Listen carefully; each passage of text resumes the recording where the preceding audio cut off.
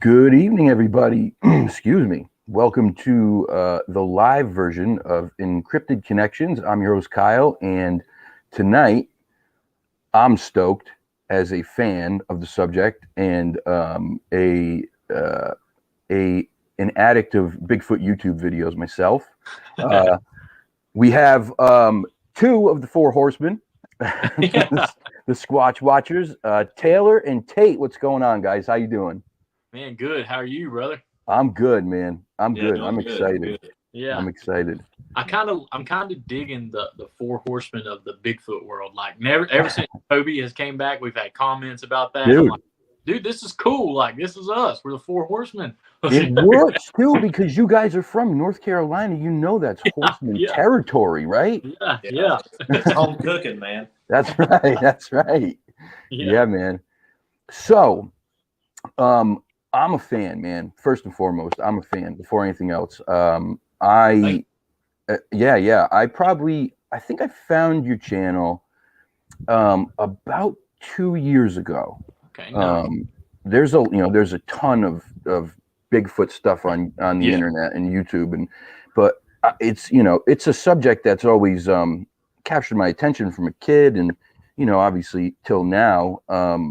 But so I would search things out, and then some things would be kind of and then but there were the ones that I immediately knew, like, okay, I got to subscribe, and that was you guys. I subscribed right away. I think on top of the evidence and the way you guys investigate, it was the camaraderie. Like, I loved it. Yeah, I loved it. we appreciate that. Yeah, we really did, man. Well, you guys, it seemed like how long you known each other. So Tate and I have known each other since T-ball, man, and David. I met David literally on the first hunt 12 years ago, and then Toby kind of came in about 4 or 5 years ago. So Toby 5 years, Tate my whole life pretty much. David about 12 for me. Tate, how long have you known everyone? I've known you since yesterday. Yeah. Yeah. I've known Taylor all my life. Toby around about 5 years, 4 or 5 years, and then David, I've known David since probably 2014, 2015, something like that. Yeah. But you couldn't tell. It seems like, if you're on the outside looking in, it's like we've known each other our whole lives, like every one of us. Like That's what it seems like. We have a connection, a bond, and we're a brotherhood. We're the four horsemen, as some call us now. We never be a stranger, man. Like, If you're the four horsemen, can I be JJ Dillon? Can I be your manager? That's fine with us. That's cool with me. I'm fat and old. I fit the position, right? Well, I'm fat and old too. I don't think I'm Ric Flair. I'm the old Ric Flair. Yeah.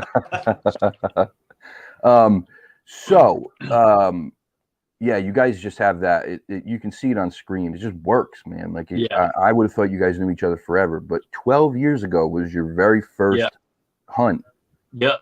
Really? Yep. And where was that?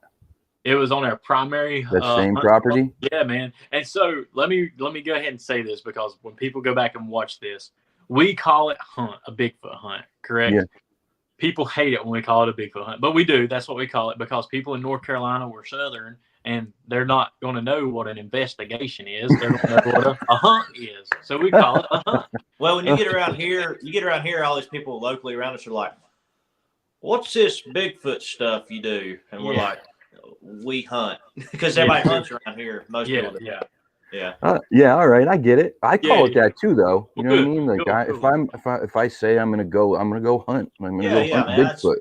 That's what we've always called it. So much backlash for that sometimes, and we're just like, that's just what we call it. That's why you have to preface it like, I'm not trying to hurt the thing, right? Yeah, I'm just exactly. Yeah. A hunt isn't always trying to kill something. Yeah, you hunt for treasure, or do you search for? Heck, I don't know. Yeah, it's true, right? Yeah, it's true.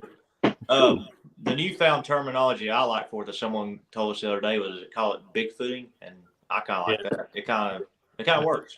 That works. Please don't ever say squatching. No, we don't do that. No, I try not.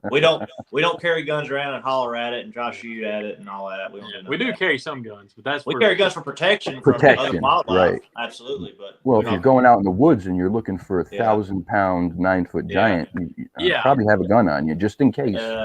Exactly. You and never plus know. the other stuff. Yeah. Yeah. Oh, and the biggest thing I love is like David doesn't do it as much anymore, but like, you know, when something breaks loose, we don't really recommend it, but David likes to run in after it because he's not trying to hurt it or challenge it. He wants to touch one. That's all he wants to be the first person to ever get a Bigfoot. Yeah, and touch a Bigfoot. Yeah, but recently, if you know, from our last few videos, we've taken a whole different approach to how we Bigfoot or hunt, and it's paying dividends right now, and we're going that route forward, like just calm, cool, collected, chill. I see it. I saw it. Just let them come to us, and it's worked so far. So we're gonna keep doing it. Besides the very end of last week's hunt, this isn't giving anything away for our next video. I think. No, it's not. The camera dies. The camera dies, and we're walking back to base camp to get in our cars and head home. And dude, all of a sudden you hear kapow! Something crashes through the woods. David takes off after it, but the camera's dead. And then Tate's like, yes, we got it on our audio recorder we have set up here. Tate thought that the red flashing light meant it was recording, but the red flashing light means pause and no solid red. Well, see, we didn't figure it out until that moment. And I was like, it's flashing. But then Taylor's like, yeah, but there's no like timestamps or anything rolling. Yeah. I was like, oh, it was a bummer. It was a bummer. Yeah, and then we retest it, and you have to hit the record button twice. It flashes. Then when you hit it the second time, it goes solid red. I'm like, everything I've ever seen or known in tech, the red light's flashing if it's on. Yeah. That's what I would have assumed. Yeah. Yeah. But yes, it's funny that you mentioned this about Dave because I was going to bring that up. That guy's got some steel nuggets. Yeah. Like watching him like just rush. I remember one video, I don't know which one it was, but you were like, it's over here. And just, he went without a thought. Like he was like Carl Lewis, boom, gone into that bush line. And I'm like, does he even know if there's a ledge there? Well, he's got lucky about 3 times of not falling off the side of a cliff. Luckily, there were some down trees one time.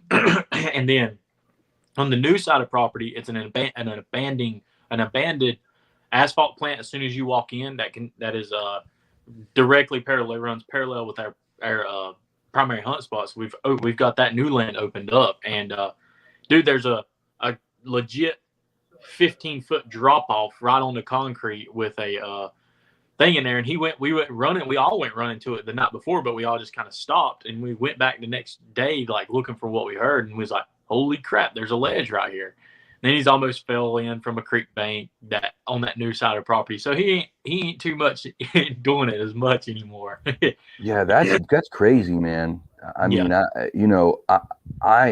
want to see one as much as anybody, but I don't know that I'd ever run towards one. I mean, maybe try to slowly sneak up, but I don't know about running full bore, man. That's scary. He doesn't do it as much anymore, but no. Back in the day, anytime he would jump, he would run every single time. Crazy, man. I love it. I'm sorry, I forgot to turn the comments on like a dummy. Oh, you're I'm good. still new. See, I'm still new. Hey, you're good, dude. Hey, we still figure stuff out every day that we don't know. We're like, oh wow, we can do that. Totally forgot. Now there's 30 comments. I just missed all of them. Oh, wow. I'm sorry, guys. Hello. Hi, everybody. I'm sorry. I'll go back through. And just like we always do, and if you got a question, put it in caps, please. That way I know it's a question that we can ask these guys later on when we got time. I wanted to say something real quick before we really get going here. I forgot to say in the beginning. You guys know Donnie Miller? Donnie Miller. You know who he is? He was on Kerry's show a few times. Okay. So Kerry did an Odyssey. They were filming the Odyssey when Kerry passed. Okay. Donnie's a good friend. Yeah. He's a wonderful. I mean, he is. Him and Kerry cut from the same cloth. They're just wonderful human beings, right? So Donnie lives in Florida. Okay. He has it's called Standing Goats Rescue. and it's a goat rescue, but it's also, they have, you know, all kinds of animals there, but he's got like 90 goats or something. Wow. Yeah, it's crazy. And man, let me tell you something. You've never seen a goat like this goat Louie that he has. I don't know. Maybe you have. You guys are from North Carolina. Maybe you have, but I never had. I'm a Yankee. I'd never seen a 240-pound goat in my life. I've never seen that. Bro. And not only that, it's 240 pounds. He carries his weight very well, so he doesn't look like he's, you know, overweight. He's tall. I mean, he's tall. He like standing on the ground. I don't know. His head came up to like Donnie's chest or stomach. He's so big, but he's like a puppy. Donnie's like, dude, he acts like a dog. He'll kiss you. He wants to cuddle. He rests his head on you, like, and he did. Donnie walked up to the thing. Oh. He was standing on top of one of the platforms or whatever. He walked right over Donnie, just put his head right here, and just started falling asleep. I'm like, what kind of goat is this, man? That's pretty cool. Yeah, I like It's cool. It's cool. He's got some other cool ones too. But so Donnie's in Florida, and obviously that hurricane's headed that way. Yeah, prayers for everybody in Florida right now. Yes, everybody down there. So we wanted to send any good energy and prayers or anything down that way. We hope everybody gets out of there safe, and I'm hoping this thing just dies down, man. I mean, how many times do people got to get hit with these stupid hurricanes? Like, I know. Enough's enough. It's a bad situation. But yeah. So Donnie, I think, joined in after. So Carrie, me and him, like our friendship grew like as soon as they started that channel. And whenever they were actually going and doing those field investigations over more of the what we're doing now. Yeah. Me and him we just hit it off, dude. He commented on one of our videos and told me to get in touch with him. And dude, he sent us our FLIR camera that we use, and we still use it. Yeah. So he sent us this camera right here, this one of our GoPros that we use to like strap on. So dude, I'll always keep these now. Like they'll never go anywhere. And like I really want me and Tate to come up with a name for the FLIR whenever we plug it in, man, and like call it like the Odyssey or bring out the Carry. Let's just call it the Carry. Yeah. So, man. Like, but yeah, dude, like I get goosebumps talking about it. Like me and him would text. Like we didn't keep up as much because we both got busy with our channels. But like, dude, he was the first guy to ever give the Squatch Watchers a chance and have us on his show and showed us how to like tag videos and title them. And dude, he was a one of a kind guy. He was really like our mentor. Yeah, he was really so 100%. Like, when I saw you post this the other day, I was like, dude, he's a friend with Carrie and he's just starting. I was like, something just put it on me. Is like, man, reach out to him, just tell him like if he has any questions. And that's why I did that, dude, because I greatly appreciate it, man. He was always there for us. He was only a phone call away, man, and he's gonna be truly missed. Like I wish we could have talked to him a lot more. Like we would always drop into his lives and he would like call us out and like, hey guys, and he'd always want to get down here, but was always just too busy. And that's how like now it's like definitely don't let life is short, man. Yeah. Life is absolutely short. But yeah, dude, he gave us like if you watch any of our first couple starting hunt videos, like we always mentioned him. Thank you, Carrie and Linda. Thank y'all so much for sending us the cameras. And they went live with us and did like a fundraiser when we first started, and all the money that they saved up, that's what they bought that camera with, and then the FLIR and everything. So dude, he's a one of a kind. I remember when I've watched Carrie from the very first Odyssey documentary that they made, right?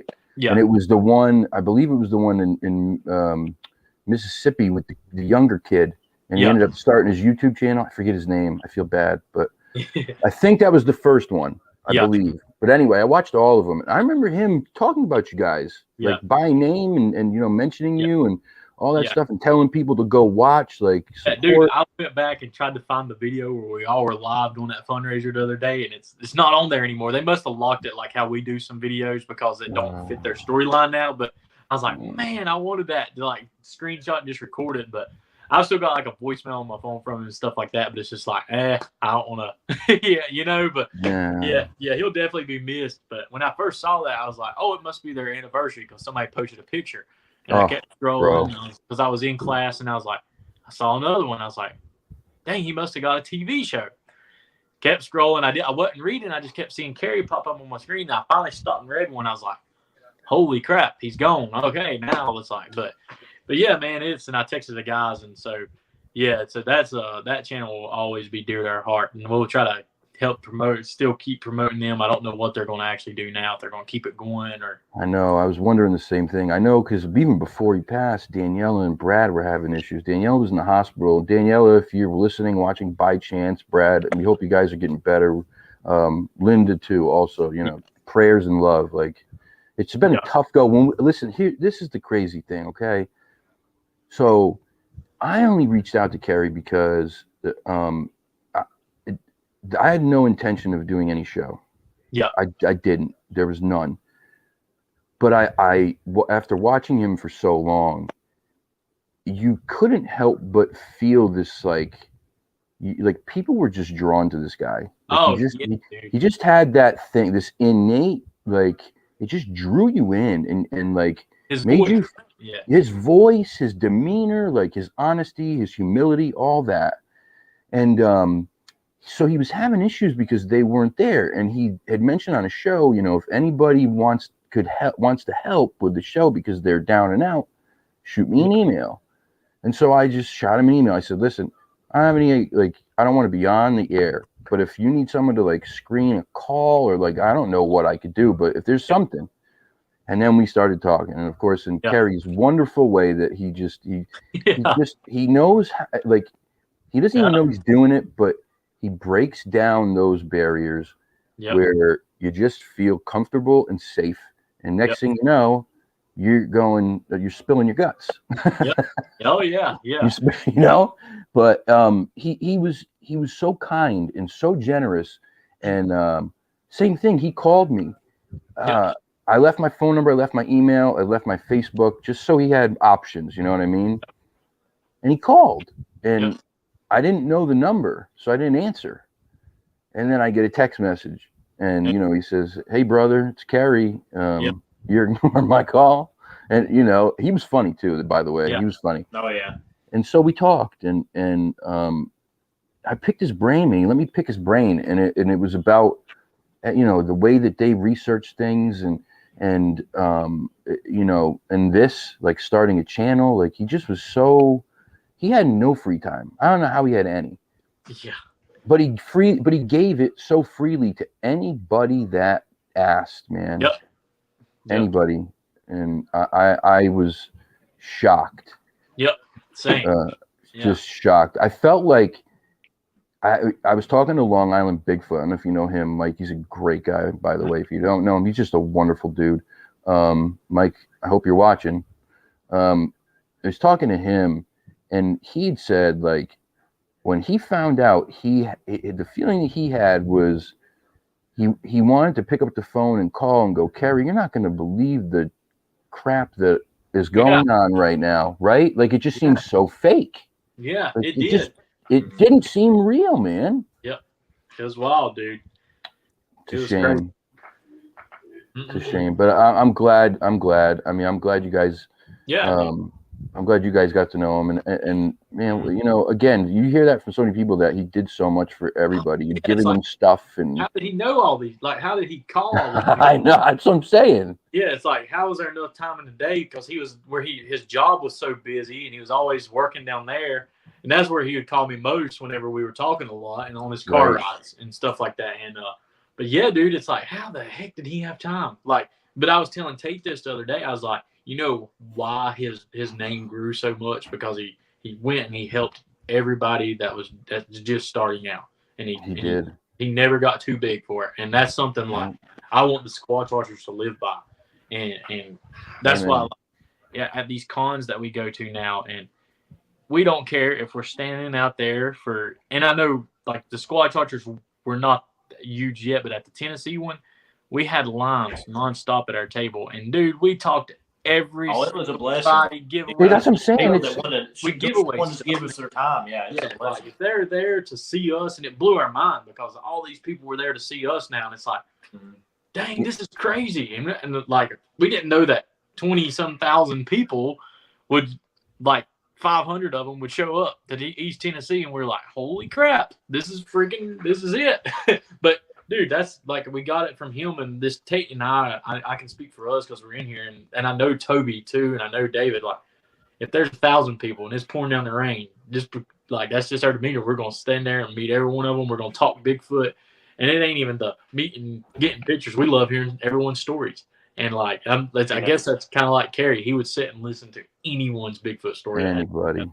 Yeah. Anybody. Well, that's all most people want, just to like be heard. Just hear them out. And for us, that's the biggest thing. We want to be the same guys that you see on camera, off the camera, behind the camera. And like Kerry, he gave back. He gave back to us, and that was a big deal to us when we first started. And that's why he grew so big. It's like Taylor said. We know we're not the biggest, hottest Bigfoot YouTube channel on the page or the internet, but we hope to be someday. But if not, that's okay too. We enjoy what we do. We love what we do, and we love everybody supports us and everybody we're friends with that we make for this whole process. But at the same time, we're going to give back like Kerry did, because he gave back to us, and we're going to give back to anyone we can, if big or small or in between. Like, we're going to give back every time we can. Yeah. Yes. See, and we talk about this. We talk to people in the comments here who subscribe to the channel, who watch these videos. First of all, I said it from day one when I made the first video. When 2 people saw it, I was humbled. Like, I just, you know what I mean? Yeah. I'm sure you know the feeling, right? Oh man, we were talking the other day. We were giving away stuff at 50 subscribers. We were like, "Come on, this is awesome, dude! We got 20 views in 2 hours. This is cool." And it's like, dude, it means the world to you. Yeah, we know exactly. Well, see, man, Taylor and I started the YouTube channel in his old house in one of his bedrooms. Just threw up a camera, sat in 2 chairs, and talked Bigfoot. And we were excited to get 10 views. And then, like you said, when we got to 50 subscribers, 100 subscribers, we thought we were just like downtown. Yeah. It makes you like, now you look back, it's like, wow, it's cool. It's cool to have all those milestones. And we have milestones ahead of us that we're, Lord willing, trying to get to if we live long enough and we're successful enough. And that's what keeps you going. Yes, sir. Yes, sir. And the other thing too, like not that I was shocked, right? I wasn't shocked, but you hear a lot in this community, or you see it, depending on who you're watching and what's going on. There are a lot of people who bicker and backstab. Dear God, this is one of the worst genres or fields to be in for that, man. Like this community, the community that it's a small community within a community, and it's comprised of just the greatest people. Man, the best, and they all have the same intentions. Where you want to give back, you want to help, you want to answer questions to people, you want to make sure that the subscribers know that you're listening and you're there and you care, and every comment means so much and all that stuff. And this is what I've seen so far. Like, it's just amazing, amazing. Yeah. So I want to say something, but man, I know what you're going. What? Say it. What are you going to say? Say something. So once you get to, I don't know if Kerry ever told you this, but Kerry, I know. So there's 3, and now we're friends with everyone. This is not bashing anyone, but there was 3 groups that I can tell you that no matter what, they don't let the fame and the subscribers and we're always friendly, and they're always the greatest dudes no matter what. One is no longer with us, and y'all know who that is. That's Kerry. Yep. The other one's Wes with Sasquatch Chronicles. Yeah, I haven't met Wes yet, but I'd love to. The guy seems so awesome. Wes is the man. Like, awesome. So awesome. Yeah, and we've got people that can speak for us, and I'm sure you're one of us now, and thank you. I hope to be like that's the goal, right? Yeah, and to help and Yeah, and I'm not tooting their horn, but the Squatch Watchers, like we're not those type of guys. Every time you see us, hey man, we're getting a TV show. You know that, man? We like man, we're getting a TV show. The ones that don't talk about it are the ones that are really getting it, and we're not. Man, look at my poster, man. It's got everything I've ever been on right here. You know what ours has on it? Squatch Watchers, our name, and the YouTube channel. Yep. I'm not bashing anyone or anything, but people are in it for the wrong reasons. No one cares that you were on this or that and this. This is a Bigfoot community, man. Like, we want the Squatch Watchers. We want Bigfoot Odyssey. We want Sasquatch Chronicles. And Wes has taught me a lot about that. And Carrie sure taught me a lot about that. And it's like, don't ever forget what started you. Like, like, don't get me wrong. Tate and I have had the opportunities, and we've got one burning right now, but we don't ever talk about it like everyone else. And we're about to turn it down. We're about to walk away from it. Yeah. It just doesn't fit our needs. It's not beneficial. Yeah, it's no good. It doesn't fit it. And Kerry did the same thing. Yeah, and our YouTube speaks for itself also. If we go post a paranormal video on our YouTube, our Bigfoot fans do not like that. And that's that. So I know I just went down a totally weird, random rabbit hole, but no. Stay the course and stay Bigfoot. And stay in it for just going to do your cons and coming home, being with your family. And but we figured that out. And if this thing don't go right, what me and Tate are talking about right now, it ain't no big deal to us, because we've got the Squatch Watcher family. We've got you now. Right. We've got Sasquatch Chronicles helping us. I mean, dude, there's people out there that are good people. And there's 2 other guys that are really close to Tate and I, but don't know if we can mention them by name because contract situations or whatever. Sure. I get it. You know, I'm always drawn to obviously to people who are of that ilk, like Kerry and Donnie, and, you know, like you guys, and you mentioned Wes. I haven't had the pleasure of talking to Wes. I really would love to. If I'm a small channel, I doubt he's watching, but if for some reason you're watching, brother, I would love to talk to you. Dude, just shoot him a message. That's all. Yeah, just shoot him a message and tell him who you are. Well, then I'll shoot him one. I definitely will. Carrie were pretty close. Yeah. And they were like that behind the scenes close, kind of how me and Carrie were. And all right. Tell you, man, if you just shoot him a message, tell him who you are. He's doing such great work, man. What he's doing for people, again, he's giving people a place to purge this stuff that people don't want to share. Yeah. But weighs so heavily. He's doing great work. He's helping, but you're drawn to that. I'm drawn to that, right? And at the same time, though, the flip side is tough, because in order to keep a show like this going, you have to open up to everybody, right? You have to, and listen, I give everybody a chance. I won't ever make judgment until I know you personally. I can hear whatever, but until you and me converse, then I'll make my judgment. I won't go by what the masses say. I'm my own man. I'll figure it out. But I've been very lucky so far. Very lucky, and I'm grateful for that. Anyway, we miss Kerry. We miss Kerry a lot. Rest in peace, Kerry.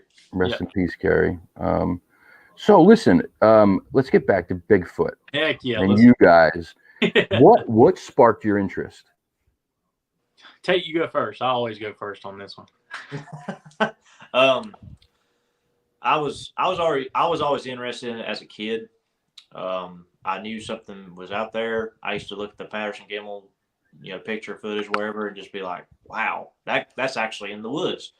And then what really sparked my interest to get out and start, boots on the ground investigating was when Taylor was going to our now primary investigation hunt site with David and our good producer from the local TV station and the landowner. They were doing a local TV show on his local station that he run. And Taylor would come home and call me every Friday night and tell me about all this crazy stuff that happened, locking themselves in cars, stuff screaming and growling at them, breaking trees, throwing mud balls, potatoes, whatnot. And then I just finally said, I believe, and I've always believed, but I didn't think it'd be right here in my backyard. And so I was like, I gotta go check this out. So I went the first night with Taylor, David, I believe Toby was there. It might have been our old member Derek. It was one of the two. I can't remember. But I went on that first hunt, and we had rocks thrown back at us on the trail, just hitting trees and the ground around us. And I was like, all right, this is here. And then after that, Taylor approached me about he's like, well, we do a YouTube. And we're like, all right, let's do a YouTube. And then here we are. Yeah. So we've I watched your first videos, Yeah. Oh man, those are in the room. Yeah. With the quick edit. Right. Yeah. But everyone's got to start somewhere, right? Yeah, dude. Oh, yeah. And our editing now is just simple. Like, I mean, Tate's went an extra step than I did. So from about this year, from now, Tate's doing all that editing. And really, yeah. So he's doing good. Like, dude, we use a simple editing now. If we went to Adobe, that'd put us over top. Dude, I can't even. That stuff is so confusing to me. Yeah, we have a friend that does it with us when we do like a collaboration on the paranormal side. And okay. He there's actually one on our channel that's uploaded, and he shot and edited that one, and it's different. I'm on the fence about that because I want to make the best content quality we can for our viewers, but at the same time it's like we are in like this touchy subject where so much if you go to Hollywood, they're going to think you're Hollywood. Some of it can be, so much of it can be fake, or so many people can be skeptical of it. And I'm like, if we get too fancy and flashy with our editing, is that going to diminish the actual core of what we're about? And that's research and finding evidence, legitimate evidence. Yeah. I get it because people start to think like, oh, what did you tweaking that or tweaking this? Yeah. So, no, go ahead. What were we going to say? No, go ahead. I mean, I was just going to say that's how I pretty much started like Tate. By the way, Don, I love Point Break. I love Patrick. Great movie. Comment down here. Yeah, great movie. I like Keanu Reeves. I love Point Break, but I think that's the coolest character Patrick Swayze's ever played in that movie. Like, he played the bad guy for once. But Bodie. So I started off as a kid. My mom would tell me stories. My family would always tell me Bigfoot stories, and then kind of grew out of it. Got invited to Rex's because I knew that they were filming that local show because they found a big print on a property and it struck Rex, our guy, and the landowner. We call him our land producer because he produces the land for us. And super great guy. Yeah, super great guy. He's a great guy. He was not allowed any paranormal on his property now because he's there's a reason behind it. Like it's so intense.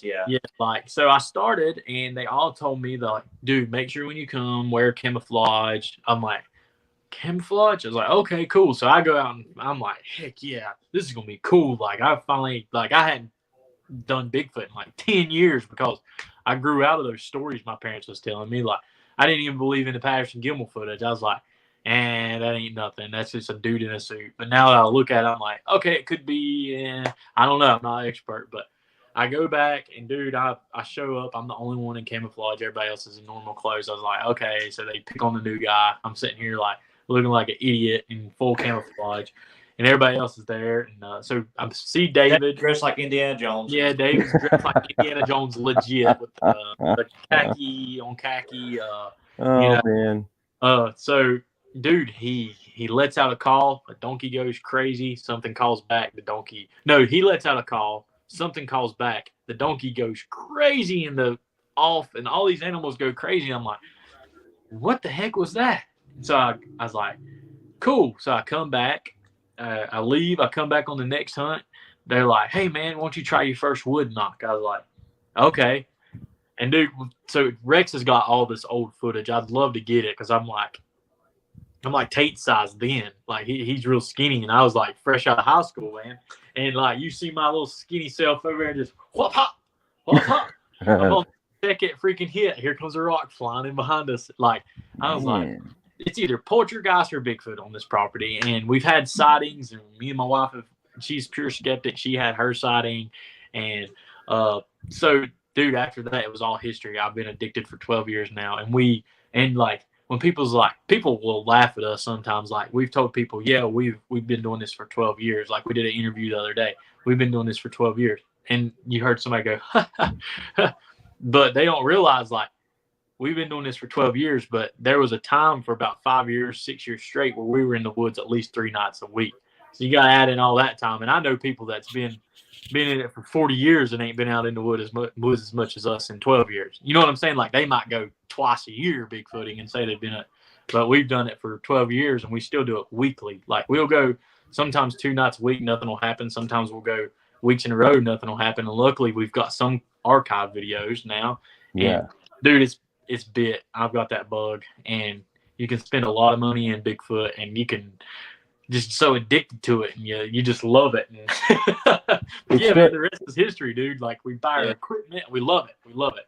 You're going to spend money on Bigfoot, but you're going to spend a whole lot more time on Bigfoot. Yeah. Sure. Yeah.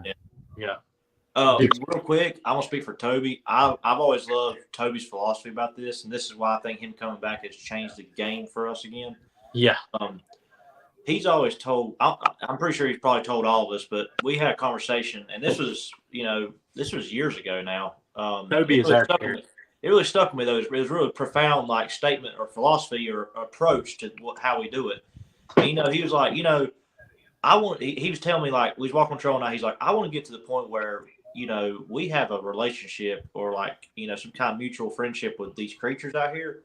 And almost to the point where, even if we got cut off cameras, they walk up to us and try to interact. Like, he was like, he wants to get that to that level with them. And I believe we can, especially now we're starting to, like, sit more and be quiet and just kind of chill, and they're coming around us. I think that's a good approach. And I just always like that philosophy from Toby. It's like, maybe we can become friends or almost like family to them, and they'll just come out and, interact with us. I know that sounds crazy, but no, it doesn't. Why is it? It doesn't sound crazy. No, that's the thing about this, right? To me, there's nothing crazy because no one knows anything. Everything is theory, hypothesis. Outside of, like, if people having sightings, right, or you finding tracks or whatever. Even the tracks, like, we don't know unless you caught the creature stepping there and took a picture of it doing it. And I'm so glad you said that. And people will scrutinize that too. But I mean, I don't think anything's crazy. Nothing's out of bounds because we don't know. And there's so many legends, and they start somewhere, right? They have to. Every legend starts somewhere. There's Native Americans been here longer than anybody. Yep. They've had relationships with these creatures, from what they say, where they share things, right?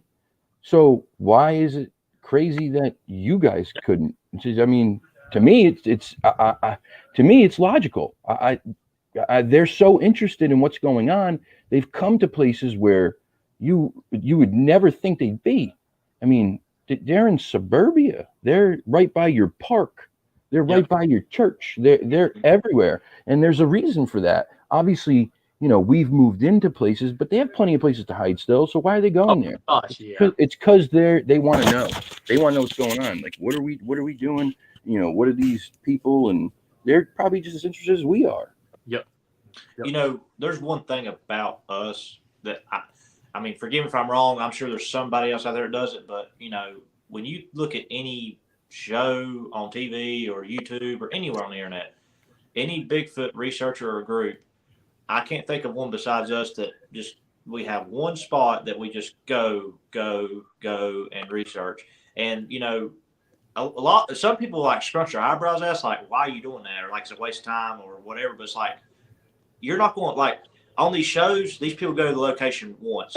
And they may have the best tech in the world. They sweep the place, maybe find something or don't find anything. But it's like, you went there one time.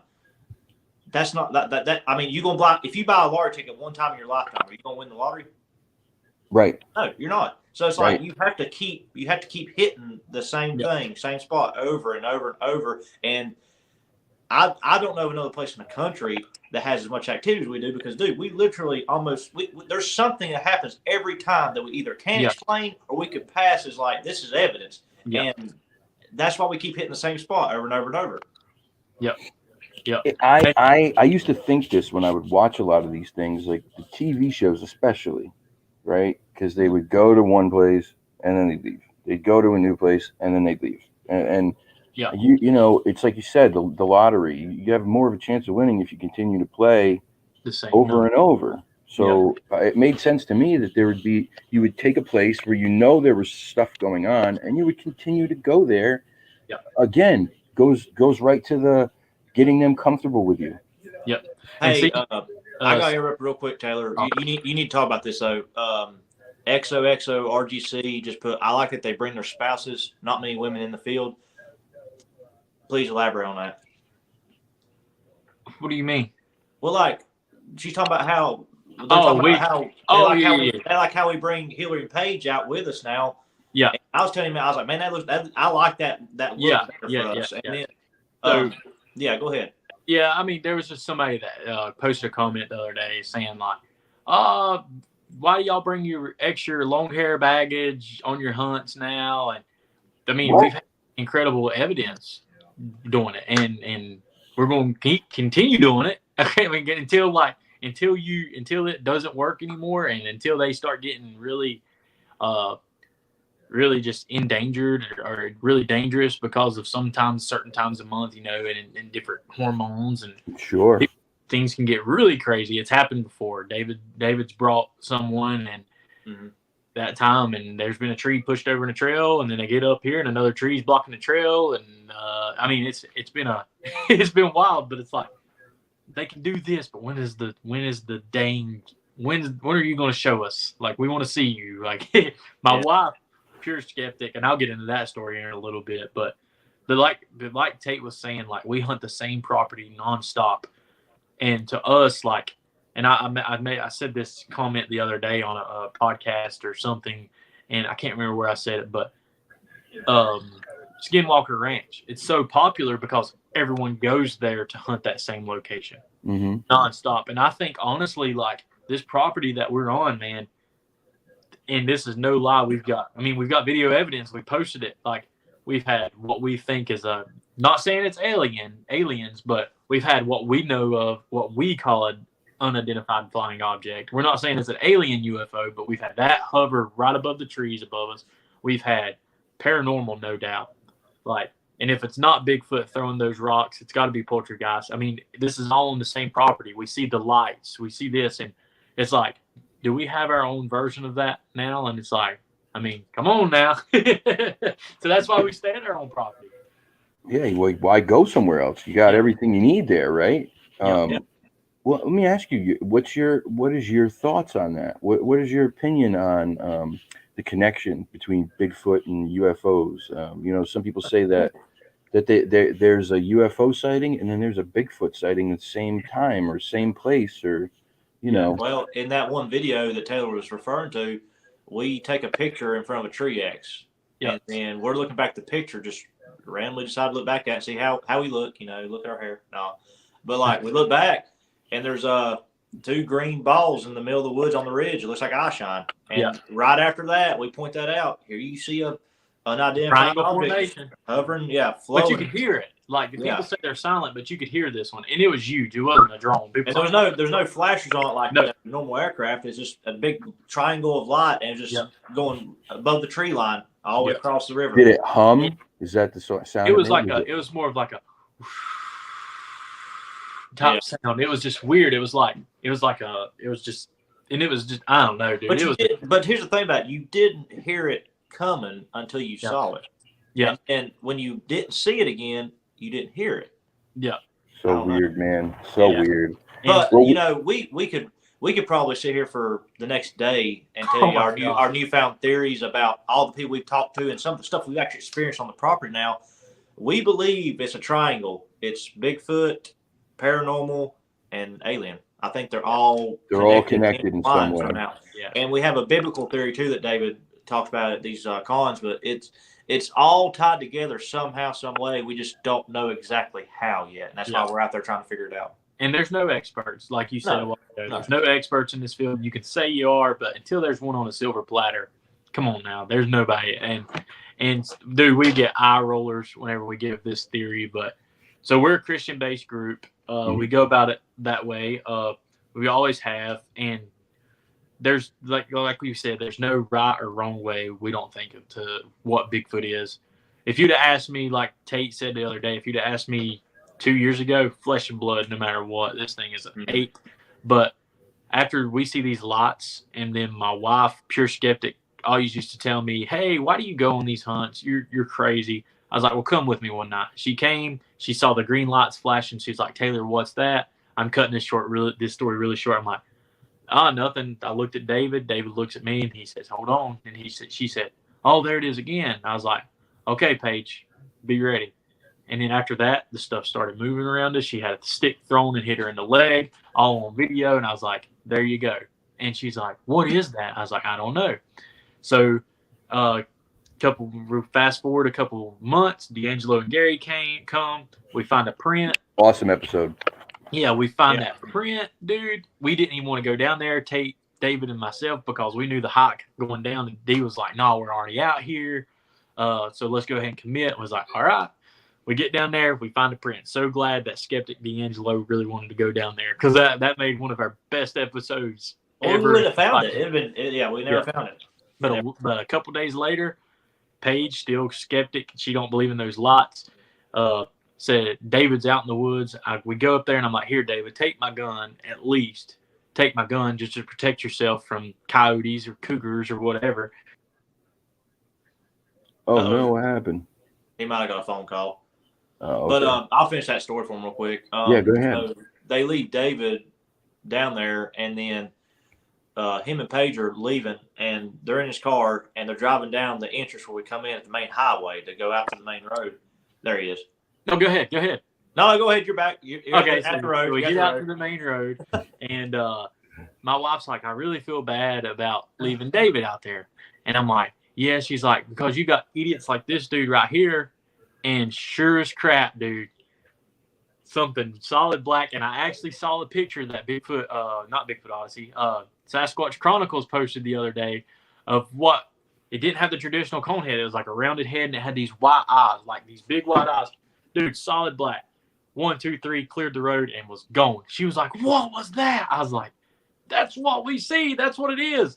And dude, it was on its way to David. So I called David, dude, there's something on its way. And she's been a believer ever since. Hooked. She didn't think that was Bigfoot, but she was like, so that ties together those lots and whatever that is. I'm like, we don't know. I mean, we don't know. And this is why I say, like, the channel is predominantly lean towards Bigfoot, but I'm open to whatever. If you think you've seen Dogman, if you think you've seen a Puckwudgie, if you think you've had a ghostly encounter, whatever, because we don't know about any of these things. So, like you said, they could be tied together. Yeah. How are we going to learn unless we open up to the possibility of all of it? Yep. Yes. What I wanted to ask you actually, and I missed the comments gone. Somebody asked, so we can get into this because we were going to talk about this. Yeah. Ready? Here you go. The lady that had the stone thrown at her face, is she okay? She's okay. You guys want to talk about that night? Yeah, I'll talk about it. We hate to laugh, but yeah, she's okay. I laugh because Tate sent me the video of the editing that he did, and Toby and David were down filming their. Oh my gosh! They were just running the recorder, just seeing if they could get anything. And Tate and I stayed up there with my wife and David's fiance Hillary. And dude, so I go up there and I'm standing like this, and they were looking at me, and I was just looking at them. I was like, because we heard a couple things breaking smack through the woods, and Tate was standing there trying to look down at David and him, and I'm standing here in front of Hillary and Paige. Like, if you look at the golf cart, I'm blocking them. So I'm just standing there, and dude, all of a sudden she goes, beep, beep. I don't want to cuss on your channel or whatever. Like, ow! Yeah, and she goes, what the? I mean, somebody, Tate or Taylor, did y'all just throw a rock and hit me in the eye? I'm literally standing here in front of you. And if you listen to the edit, you can hear us up there arguing, bickering back and forth with each other. And you hear David they're up there arguing about something. Yeah, David and Toby went a little down the trail with the recorder just to get in a quiet spot, see if they could pick up anything. Because there's a few hot spots on one of the trails. Yeah, we have major activity, and one of the hot spots he was going to is where he fell out that one time. He wanted to show Toby because Toby hadn't been there. He's wanting to catch him up on that and tell him the whole story behind it. And they just had the recorder to see if they catch Bigfoot or anything on it. Well, I told Taylor, I sent to him dude, I literally just horse slapped and almost fell on the floor because Toby had the camera on David, and you just hear her in the background hollering expletive language and all this stuff. And David's talking, he stops mid-sentence. He's got this curious face to it. And he's like, I'm trying to hear. I think they were having activity. And then all of a sudden, I'm like, David. And he's like, oh, we got to go. And you realize, I just thought it was so funny the way that he stopped talking. He's like, what's going on? I watched that, man. It was, and I could hear it. I'm listening, going, what are they saying out there? Like, what's going on? Dude, see, and you that's can hear why, the rock that's why. off the cart. And like, I was trying to get up there and I'm trying to debunk it. Like, is there anything that fell out of the tree? There's no acorns. David starts looking. There's no acorns. There's no little limb. All that's around us is rocks. And so we kind of dismissed it. And I always look like as soon as something happens. And you did see like a little bit of trees like moving, but like you didn't hear anything. I didn't hear the rock coming like normal, nothing. And all you just hear is just her start screaming. And then her eye was really watering. Dude, when it happened, I was like, the first thing I thought about when she finally said it was her eye, I was like, oh my God, like her eye's going to be hanging out of her head, or like she's blind. I was like, oh my God. And then finally, when we got the light on and stuff and look, it was just watering and a little red. And she said it hit her eye, but it was like right here at the nose bridge, like kind of in between. It hit her right there. I hate to laugh, but I was just like, oh I do. I mean, God, I don't want that to happen to anybody. It's terrible, but like the way it happened, just like, wow. And an old video, like there was a time where a dirt clod like threw. I wasn't on that hunt, and it busted on the side of the cart and went all over David's face, and he was like, and it's just funny because it happened to him and his now fiance. I was like, well, but see, that's good. The same night where we done the sitting video. That's the same part. And, that happened after Hillary got hit. So, like, Taylor's talking about trying to debunk and just reason and look around, see if it was legitimate or not. It's like after that, we sat down and they started throwing rocks at us in the trail. Yeah. They weren't hitting us, but they were landing in front of us and behind us. Dude, people don't believe us, but I'm telling you, we've invited skeptics out, and they've witnessed this themselves. Like D'Angelo. Gary's the biggest skeptic in the world, bro, and he came out. Yeah. Like Gary Barnage, dude, pure skeptic. I know. He was like, I don't believe, man. He don't believe in anything. And when I say anything, big old boy. Yeah, he does not believe in anything. And he had a rock throwing contest on one of our first hunts they ever came on, and he was throwing it down in the woods, and whatever it was tossing it right back over his head. And him and Toby were the two witnessing this. And Toby and Gary's like, "What is that?" He's still in denial. He's like, "Oh, it could just be tree limbs falling, coming at you, going by your head." Yeah. With a trajectory. The funny part is, like, he'll dismiss everything because he's skeptic. He wants to believe, but he's still skeptic. But yet he wants to always come back for more. Something happens. Yeah. He's like, he always comes back for more. Like we're trying to plan another one soon because like we're back and forth doing some other things, and he's wanting to come back again. And I'm not going to get in detail with it because it's kind of like in the works and, whatever. But, like, we done something else a while back and something happened to me. And Gary kept trying to dismiss it and Taylor just went off. And it's the funniest, like, exchange. They're just going back and forth arguing and Taylor just flips a switch on him. It's so funny. Dude, and here you go. How does he not believe after seeing the print? You don't exactly, and he's the one. Him and Dee are the ones that wanted to go. But I'll tell you what about that though. At first he tried to, as you see in the video, he tried taking his sock and shoe off, and his 300 trying to replicate any type of print close to that. And when he figured out that thing was like 5 times his size, he got quiet. You didn't hear much out of him the whole time. He's like, I don't know. You ain't the biggest thing in the woods there, brother. He tried to dig his foot in the ground. He tried to put his weight on it. He could not do it. He just couldn't do it. And if for some reason someone went down there and somehow found our print and faked those, please come forth and show us how you did it, because you are one strong person and you need to enter a tough man contest. There's no way to get down there unless you go through the trail, the entrance from the property. There's no way to get down there. There's a river in front of it, and then it's just to God. Yeah, it don't look like a fun place to go stomping your bare feet either. No. Yeah, no. Well, that's another thing. Taylor can attest to this because he experienced it more than I did. There was times in the old days where it'd be the dead of winter, the coldest night you can think of, and you see baby size bare feet prints in the ground. So awesome. And you're like, But now what's crazy is we have the cast that Toby's son Ty found, and it's a little baby. We found it like 4 years ago. But I'm telling you, if you put that cast beside the one that we found with Dee and Gary, I think it grew up. I'm telling you, I think it grew up in the same one. It's got to be, because I mean, dude, they look like, people are like, oh, the toes are too perfect or this. What the heck do you know? Like, what do you know what they look like? If it's a young Bigfoot, it's going to have normal looking feet until it gets old and they start going jagged or whatever people say they do. But I mean, like, they may stay that way their whole lives. I mean, who knows? Yeah. Like, the thing about them is that they walk the way you're supposed to walk. We walk wrong. Yeah. That's why they're so smooth and fluid, because they have the right body mechanics and we don't. So who knows? They may not do damage to their feet like you would think they would because of the way that they maneuver through the woods. Who knows? Just another thought, right? Another theory. And we don't know. That footage, though, that Tate's talking about, hopefully we'll be able to release that soon. Oh, we'll see. I hope so. Our friend's working on it, and yeah, it's good. It's a good one. I hope so. Those guys were great, man. By the way, D'Angelo belongs in front of the camera.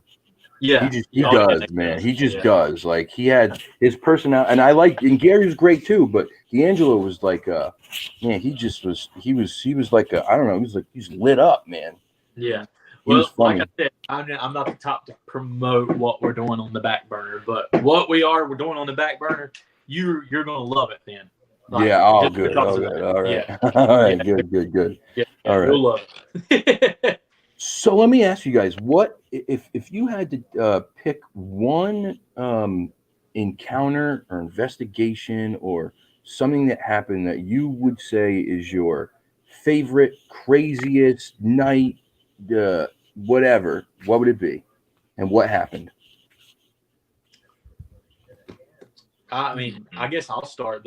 There was a time before our YouTube and before we really took cameras out every night, and we were doing it for Rex and his local stuff, and there, with all the cameras, we finally got them turned off, and actually the batteries had died because we used to stay out there, I mean, nonstop, and we got back to the cars, and this is how David got on that dumb show that I do not speak of that name of that show, because we really got discouraged whenever we found out that it was all just a big show pretty much. And this is how that, like, his encounter got, like, so dude, we're on our way back. It's two of our old team members, and they're no longer with the Squatch Watchers anymore. And dude, we get almost to the car, and then all of a sudden you hear, "Rah, rah, rah," like, I'm telling you, screams, like the most aggressive.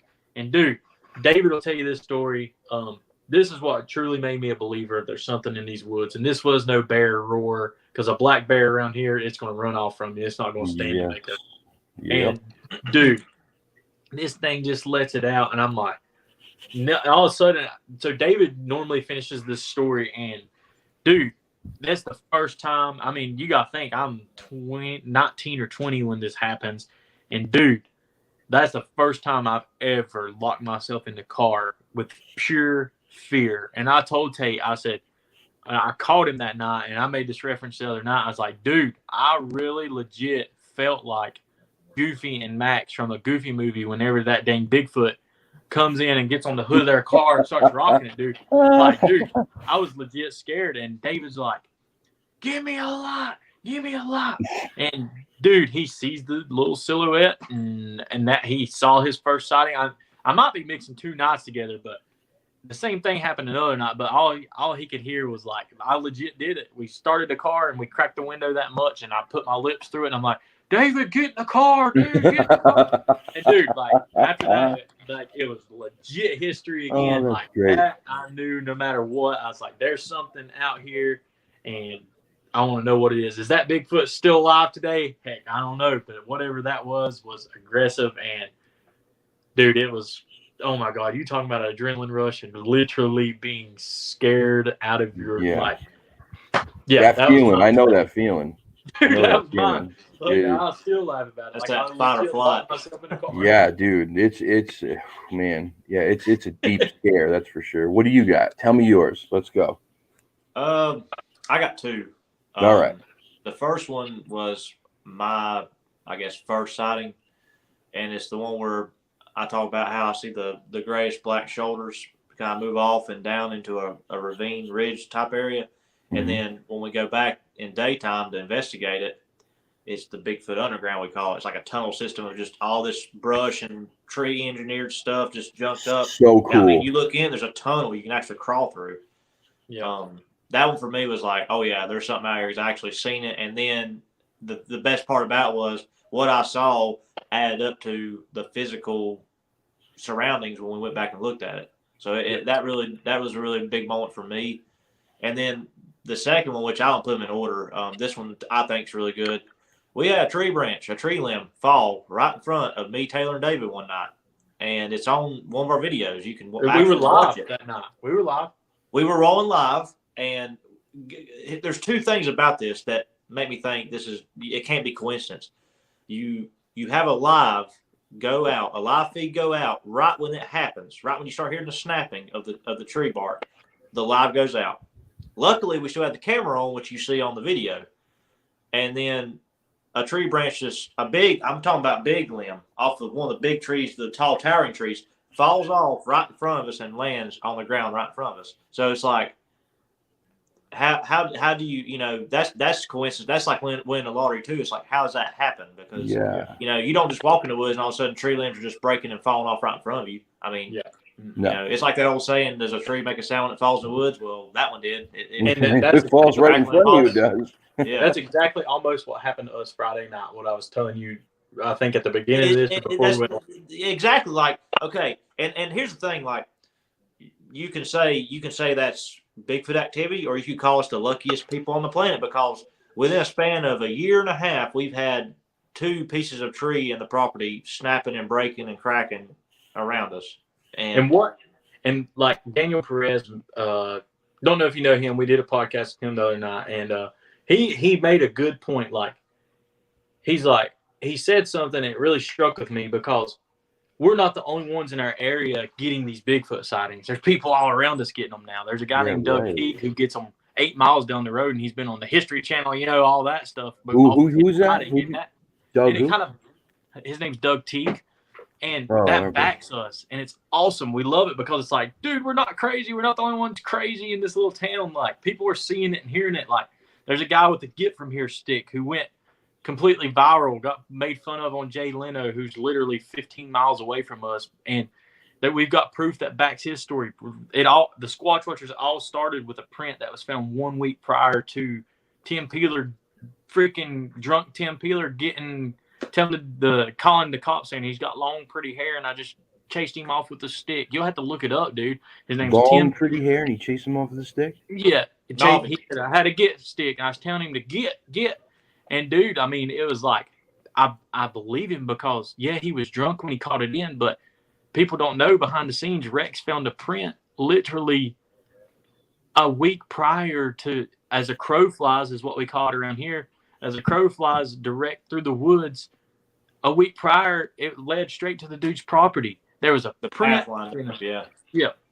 And dude, it's like, and then there's one that does mean to a bunch to me too, a sighting that really keeps me, is whenever my wife actually had the sighting with me in the car, and she's a believer now. Like, she turned from a skeptic to believing something. So that one sticks with me. But dude, look up the Tim Peeler thing. We legit found a print a week prior. Well, we didn't, Rex did.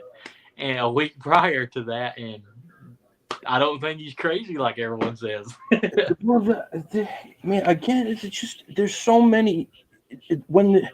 At what point is it that everybody else is crazy, right? Yeah, exactly. At what point does the preponderance of evidence build up, whether it be empirical, whether it be legends and myths and tales from years ago, or it's scientific data?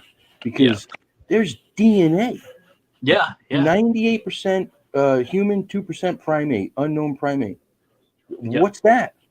Or Mark Zaski getting pictures of these things in Florida on a regular basis, and clear hairs in Florida. There ain't no polar bears in Florida, fellas. No Polar bears in Florida. No, we added something to at the zoo, maybe. Yeah, maybe we added the zoo. Yeah, we added something to what? We added a this little thing at the beginning of our. Well, I've got heartburn. But the beginning of our lectures now, like whenever we go speak, like we're not like the normal. I tell you, I saw Bigfoot right here, and this is what happened, and and back in 1970, we heard one. Okay, we're not that top. Whenever there's a camp that's exclusive to me and only a few of my buddies. Yeah. And, dude, so we get up there and we like to have fun with people. Yeah, we'll tell a little bit of our stories, but we always hand out our cards also. And we're like, you want to see them? Go watch them. We're here to have fun at these cons. But me and Tate, like I come to this idea with Tate, and we hid amount of money. So people in the future, you better look underneath your seats. We hide a piece. We hide either $5 up to $100, whatever we got in our pocket. We'll strap it to the bottom of one seat in the whole building. And we tell people, we're like, hey, who likes free money? They all raise their hand. We're like, what if we told you that there was $100 or X amount of money strapped to the bottom of one of these seats? Dude, you talking about you want to see the whole place start moving, flipping up chairs? They do. Look. And I got this. That was great, Tate. That was great. Yeah, I got this from church because somebody strapped a dollar bill, but everybody's looking for it. And Tate and I were like, okay, imagine if everyone in this building looked for Bigfoot the way you guys just look for that $5 bill. And imagine if all of these people in this world would look for Bigfoot instead of saying he's fake. And I think he would be here I think he would be proven by now. But you got to think there's probably 1,000 Bigfoot researchers, if that, in the world.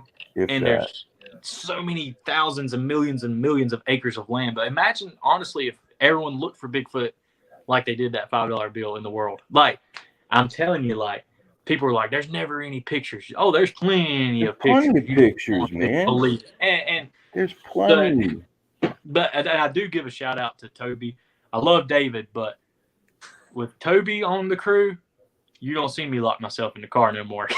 Our Toby, dude, he's a protector, dude. You just feel like you can take on the world with him in our crew, man. Like that's why I love that. I'm glad he's back. He's got the intangibles, man. He's different.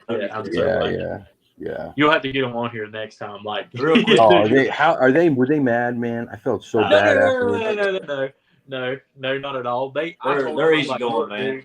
Dude, I said, look, dude, he's new. He don't want 4 people at once, because I get it, dude. We've done it before. We've done it with Wes. It's a lot.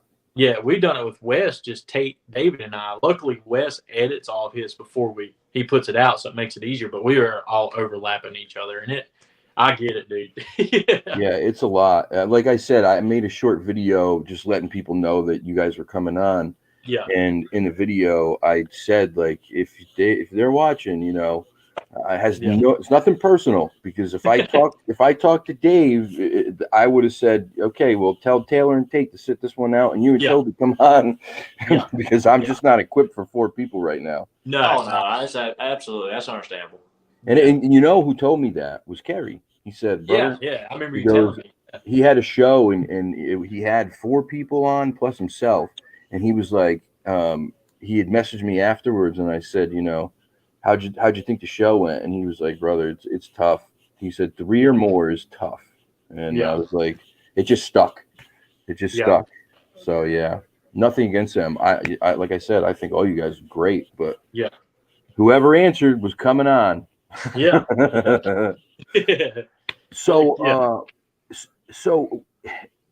is there anything you guys want to talk about? Anything that's happened recently that you guys want to share while you're here? I mean, man. I don't. I can ask questions, but if you got cool stuff that's happened that I don't know about, like, talk about it. Let me know. Oh, what got you into Bigfoot, dude? Like, has anyone ever asked you, like, well, I mean, what made you want to do it and all that? Like, have you had same as most everybody, like when I was a kid, we'd go to the library and I kind of had I was always drawn to the weird stuff, like the monster books, the Loch Ness Monster, aliens.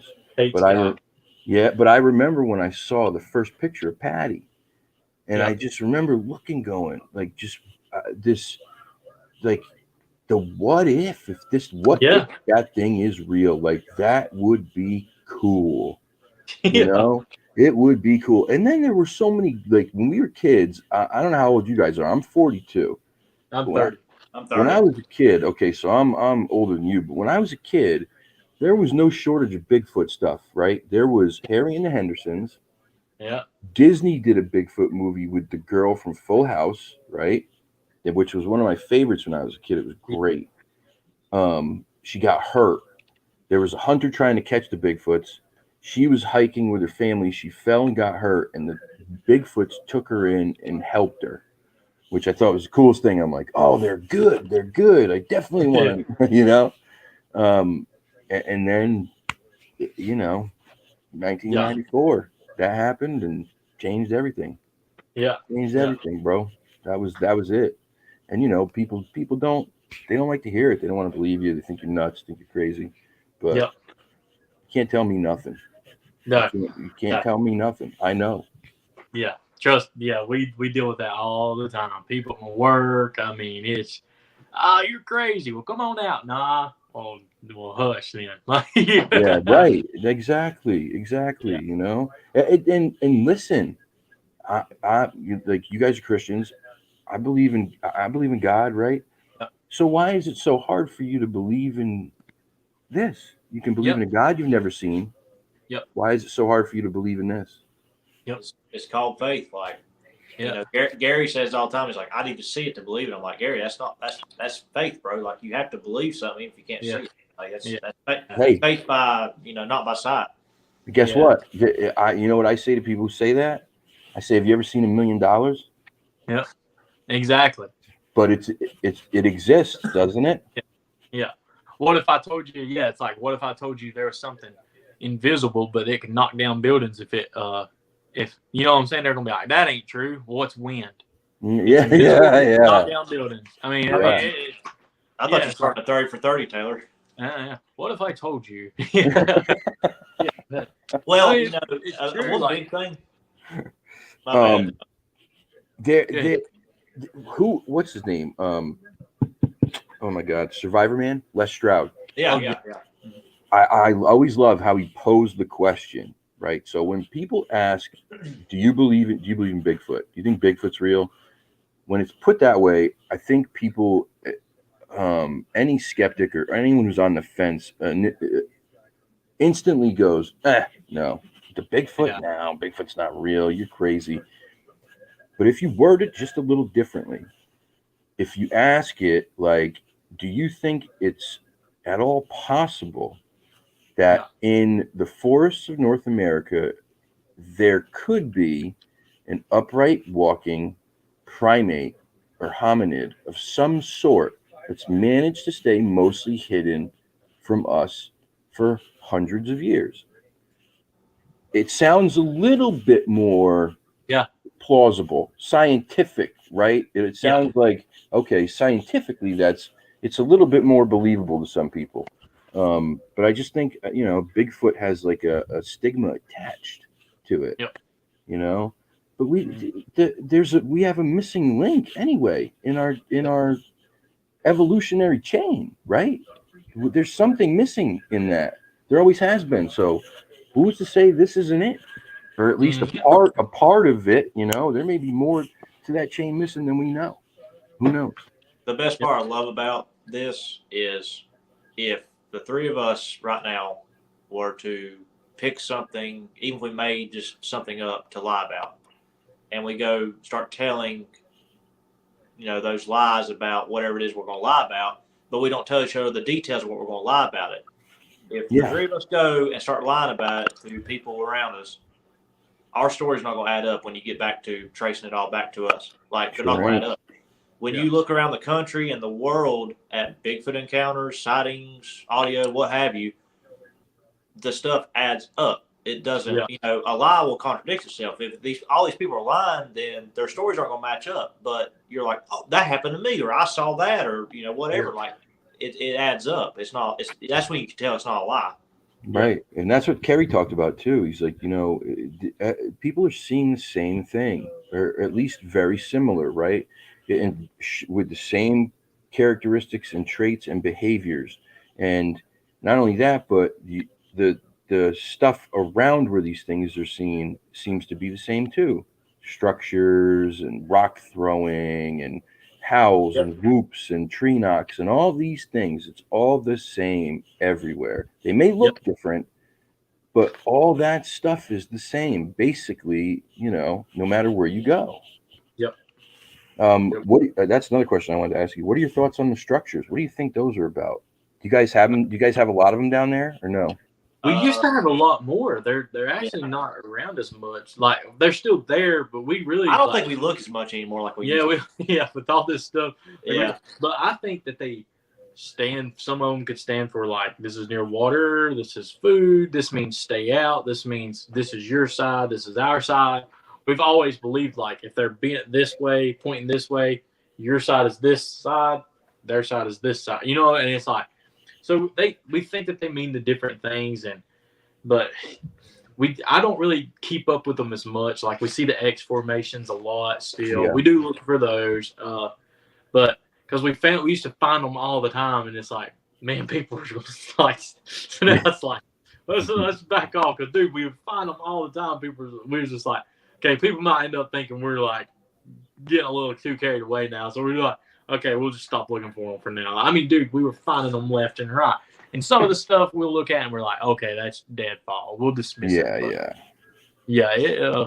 We did have a really good experience on some footage that we haven't seen yet. We haven't got because for some reason it wasn't edited in our video. Not Tate, a different video. Dude, we legit had a tree structure, and every time you'd ask a question or something, it would start squeaking. Yeah. And dude, get the heck out of here. Dude, I swear on my life, I swear to you, God strike me dead. And I don't know why it wasn't edited in. It's like, we're going to make it deleted scenes. Deleted scenes of what? Like, we don't, like, yeah, we've got 20,000 followers. Y'all got 400, 500, but no one wants to watch deleted scenes. Put it all in there. Like, it's like, dude, and we took Toby on his first hunt back, and the tree structure was legit tore down and, like, twisted. Like laying in the trail, middle of the trail. And we don't have anything to refer it back to, so it's like we filmed it still and we talked about it. So we're gonna have to try to like tie it back in once we get that footage. And dude, I'm telling you, like this structure literally, you were like, and Gary's pure skeptic. He was with us and he was like, he was asking it questions. He was even intrigued. He was like, this is weird. And the only reason we know we even started asking questions because we stopped and we were like, so this tree wasn't bent over like this the last time. We were just telling them, and all of a sudden it went eat. Every time we talk, it would like, and we were like, Gary got carried away. He was like, okay, if something squeaked 3 times, eat. We're like, holy crap.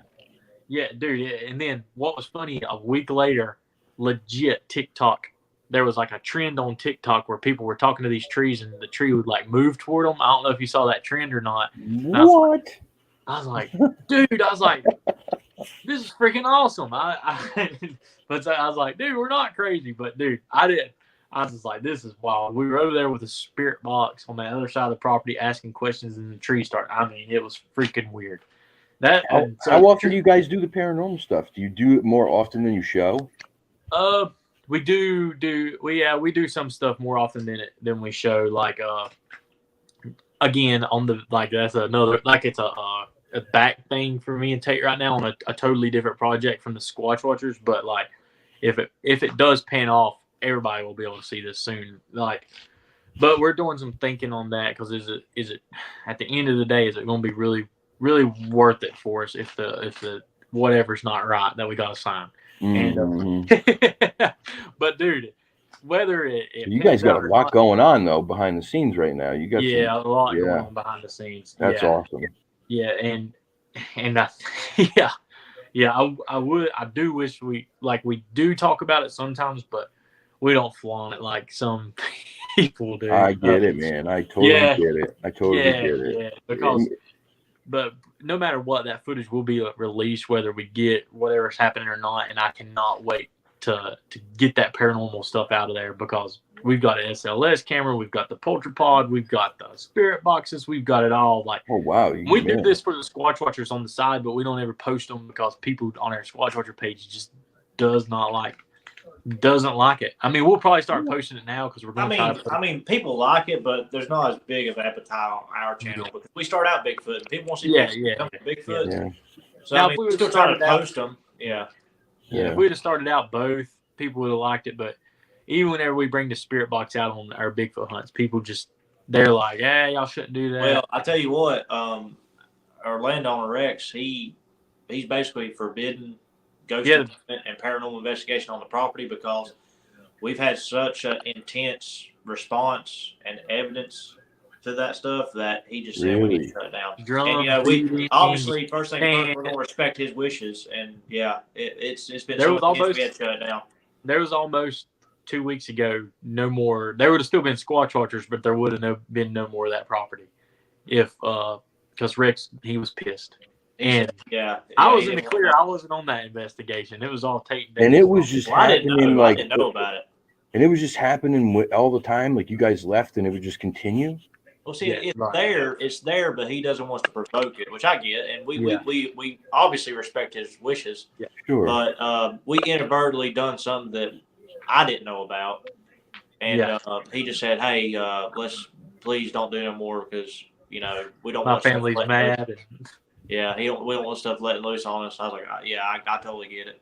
It all started, though. There was a flood. I mean, don't get me wrong. I've always thought the property was haunted. And there's certain locations on the property. Like, there's a house on the property that's 100% haunted, like Rex will tell you. But there was a flood. And if you always hear David in our videos like, "Man, I tell you what, it ain't been like this since the flood." And me and Tate always laugh. We're like, "My God, are you talking about Noah or what, bro? Like, you talking about the Ark flood or what?" Nobody knows what flood you're talking about. But there was a flood that happened here about 2 years ago on our primary hunt spot. David always refers to the Henry River.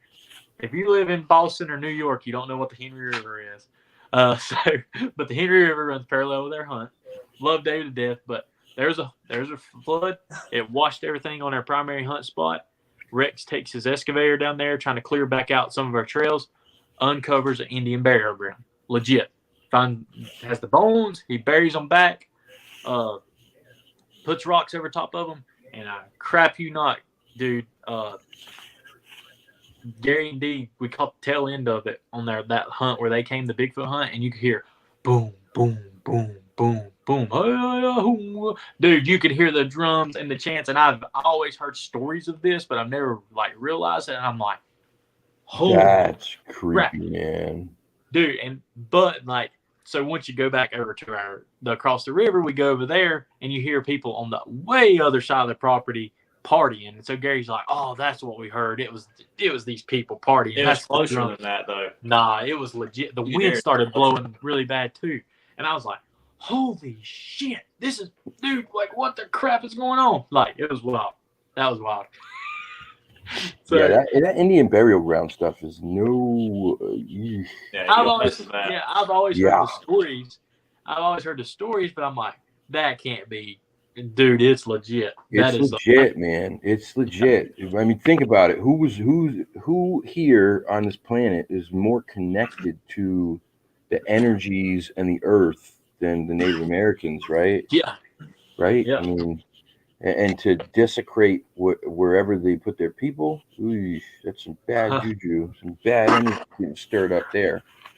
What else did I want to ask you? Hold on, let me just check real quick. I did write some notes down. I'm a little professional sometimes. Oh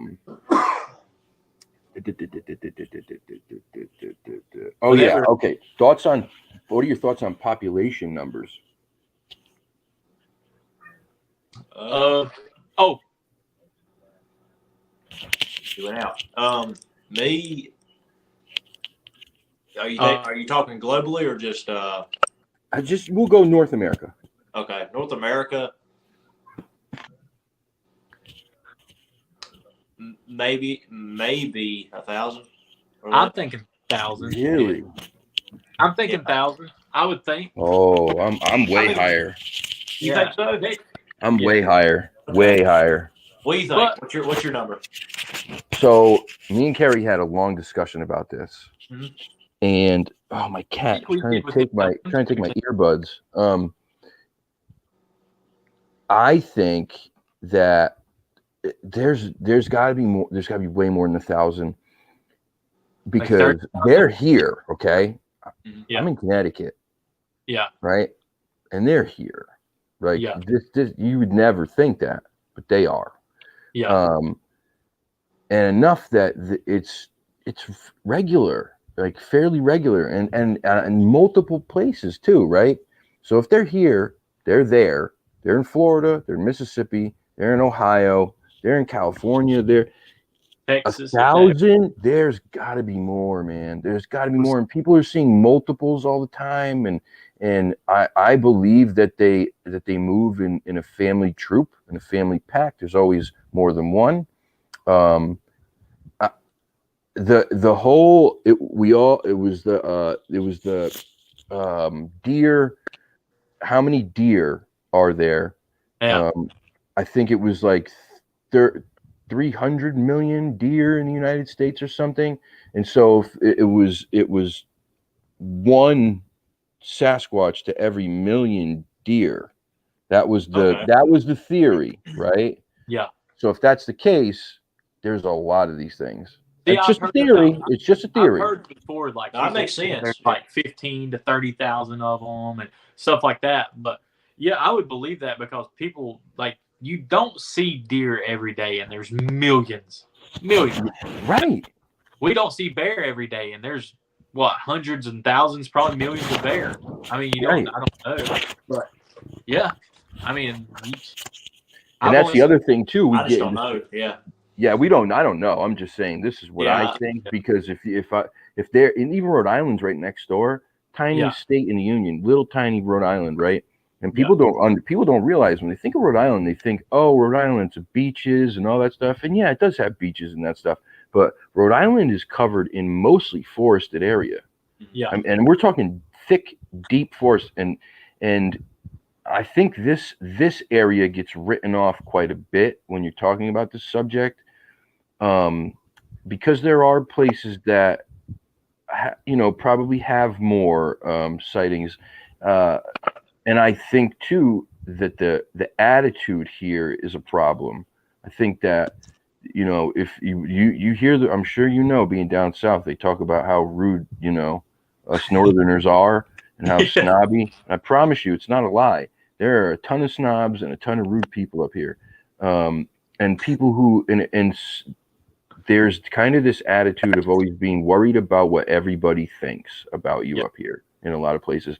So when you have that attitude, people aren't going to talk about it. They're not going to say it because they're afraid that their neighbor, Dr. Whatever, Dr. Frank is going to be like, oh my God, our neighbors are kooks, like talking about 9 foot tall apes in their backyard. But I got the Mashantucket Pequot land is only 15 minutes from me, 20 minutes from me. The Mohegan tribe land is only 15 minutes from me. This is all reservation land. This is old land, and it's got a lot of what they need. And I just think that people kind of write this area off. So I mean, if they're here, they're everywhere, and to be everywhere, I just think there's got to be more, man. There's got to be more. Canada alone, there's got to be just those forests up there are crazy. Mm-hmm. You hear the reports coming out of places like Nordegg and Vancouver Island. They've been doing that for how long? Forever. Yeah. So it just goes back so far. I don't want to keep you guys too long. I usually like to keep it to about an hour and a half. We talked about my cat is on my lap and he keeps trying to take my earbuds and play with them. Stop it. We talked about people's attention spans. It's hard getting people to watch a 2-hour show. But I do want to play a little game. Okay. We'll see how well your Bigfoot knowledge. Okay. I got some questions. I got some questions. All right. Before this game starts, we really don't, besides Carrie, Sasquatch Chronicle, and maybe one or two, we really don't watch other researchers. So we'll be going off. This has nothing to do with them. Okay. This has nothing to do with other researchers. This is Bigfoot history. Okay. Okay. What was the name of the man who claimed that Patty was a hoax and he wore the costume? God, what was his name? I saw a picture of him the other day. Yeah. He's got the eyeliner on. The suit looks nothing like the Patty suit. No, it's so bad, dude. Dude, I'm terrible with names, but I'm great. So bad. I don't have a phone with me. We talked about this a while back, Taylor. Yeah. We actually did a whole story on it, you and I, because the guy who apparently sold the suit moved to Charlotte, North Carolina. Yeah. The whole history lesson. God, we just talking like it's a movie quality suit. Yeah. I couldn't tell you, but I don't know either. Bob Hieronymus. Bob. Okay. Yeah, I would have never got that. Dude, I'm terrible with trivia. What's the name of the Chinese version of Bigfoot? So you got Yowie, you got Yeti, you got the slant-eyed giant, you got. Dude, I have no clue. You were right there, man. You were right on it. Yeah, go back a little bit. You got Yowie, the slant-eyed giant. Dude, I have no clue. Tate, you gonna help Begins out? with a Y. Begins with a Y. Yoda. I have no clue. Nah, dude, I don't know. Yeren. Nice. Yeren. Dude, I'm telling you, we know Bigfoot. Dude, I'm gonna fail this. If you don't get this one, you're disqualified from Bigfooting ever again. Okay. 1966. Who's the head of the anthropology department at Idaho State University and renowned for his studies of foot morphology of reported Sasquatch track casts? Meldrum. Thank you. Yes. Yeah. That guy's amazing, isn't he? Yeah. Amazing. Him and Bindernagel. To be the two real first academics to really take a stand and go, I don't care what everyone else thinks about me. This is real. There's tangible evidence. This is real. There's something here. Like, it took balls. Yeah. It took balls because guys, they usually get shunned. They get pushed out of the scientific community and academic community. He could have lost his job. Like, you know what I mean? It took guts. Dr. Meldrum, if someone out there knows Jeff Meldrum too, please, I would love to interview that man. Yeah. I would love to interview that guy. I read his book, man, awesome. I only read it like 2 weeks ago, but Hey, is Meldrum in that documentary that we're doing the 13th or no? You're doing a documentary? Yeah. Now we can talk about that because he wants us to promote it. Yeah. So what is it? What do you got? New Bigfoot documentary coming out called I Believe in Bigfoot. They're actually coming here to film in 2 weeks. There's a special guest coming. If you watch the trailer, you may see the special guest. We're not going to tell who it is yet because just watch the trailer. You might see who it is.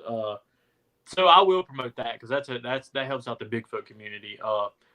There's a new Bigfoot documentary coming, and they're filming. They're going to be here for a couple weeks and filming with us. And dude, people want it. They want to come see because dude, at every con we've been to, we've got people begging, wanting to pay to come on a Bigfoot hunt with us, like the Squatchers. I would.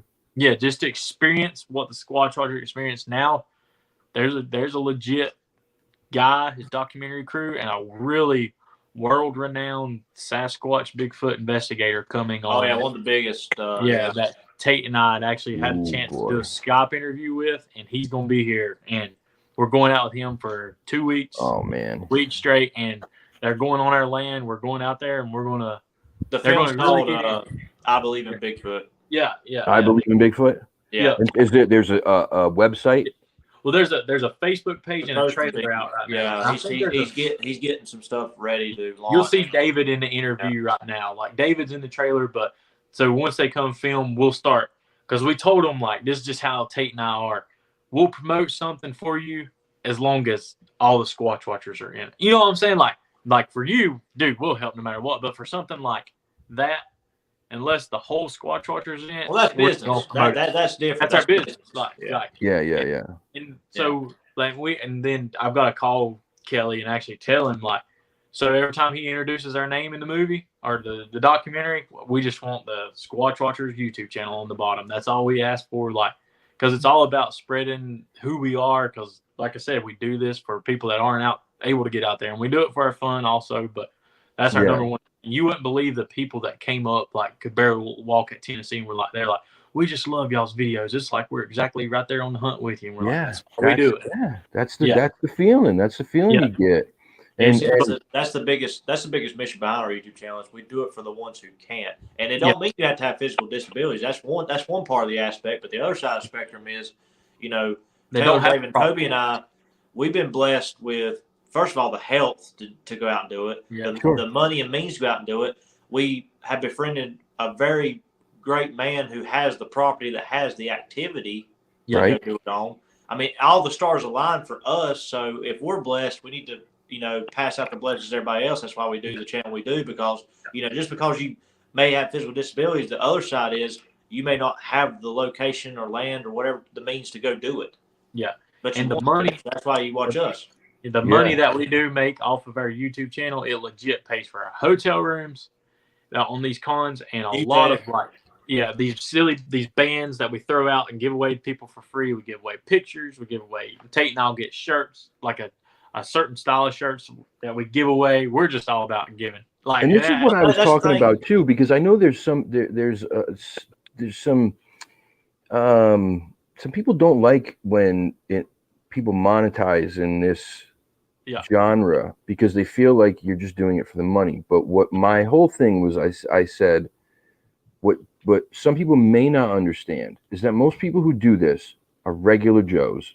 They make regular Joe money, and they have regular Joe families and bills and all those things. So when you're going out into the field, you're traveling, you're using gas, right? You're staying in places to do the cons to see your subscribers. That takes money. You need equipment, right? And we all know that equipment just it can break, or it just goes every year or two. Like it's bad now. All of a sudden you had something 2 years ago that was great, and now there's like something that's way better. And then again, giving back. You can take some of that stuff to give back to these people by running raffles or giveaways or those type of things. So it's beneficial if people think about it the right way. Yeah. But there are people who are doing it the total wrong way. I mean, I'm good friends with a couple of them that are like that. I'd never, what I'm saying? That's just, hey, that's them. That's what but people can tell.